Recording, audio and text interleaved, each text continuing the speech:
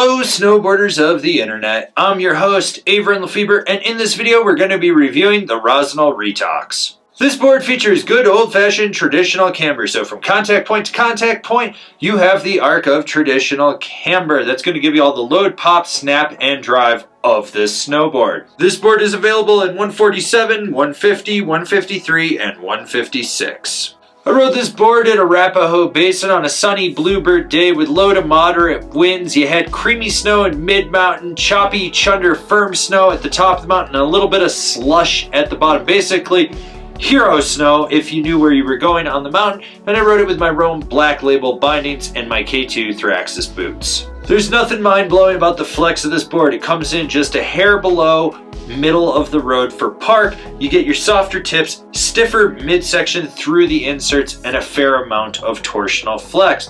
Now when it comes to stability, you do get chatter in the tips that resonates back underfoot, and when you're charging into rutted out terrain, you can get bucked around, so remember to keep your knees bent. After all, it is a slightly softer park board. With this board being traditional camber, you do have to load it up to get it to rebound, and when you do, there's a little bit of fight to it as you load it up, so that helps with the spring. When you roll back on the tail, you'll notice that it disengages and you get pop. This board's fun for launching side hits, rollers, cat track gaps. You never really have to worry about what you're hitting. You don't have to be overly calculated when you do roll in on it. Now when it comes to jumps, there really wasn't anything great at A-Basin. I mean, there was something that would be considered a jump.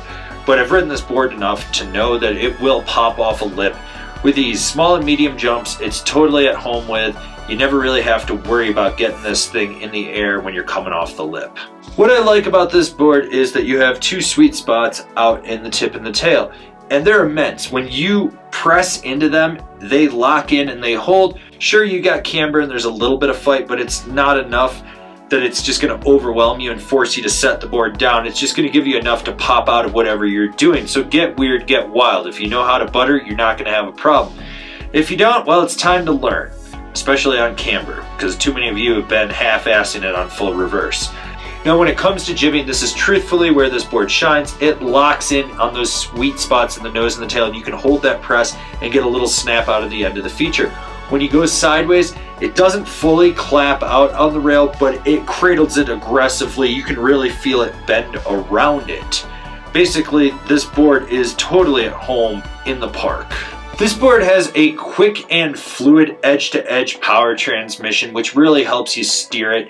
It's a board that when you're on edge, you feel locked in, and it feels like a board that you've been on forever.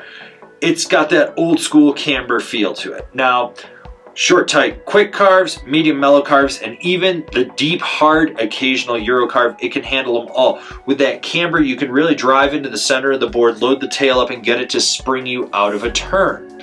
Basically, for being a park board and being a little bit softer, it does a great job. Who's this board for? The budget-conscious park rider. I've ridden this board enough to know that it's a sleeper park board. Most people overlook it because of the Rossignol name. It's solid for what it is. You got that nice blunted shape with a good sweet spot you can really press into on the nose and the tail. It's got traditional camber, so you can load it up, get pop. The side cut's so good that if you need to rail a turn, you can, or you can do short, tight, quick carves. The torsional flex isn't overly soft, which gives it some rigidity so you can actually ankle steer when you need to. Like I said, this thing's a sleeper hit. It's just a good board all around for what it is. Comparable boards: the Rome Gangplank, the Ride Kink, the K2 World Peace.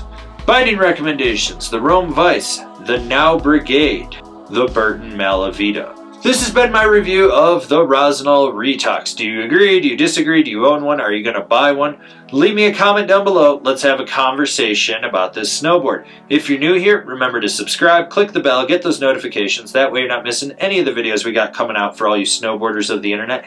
And if you really like what we're doing over here, do you want to support us further?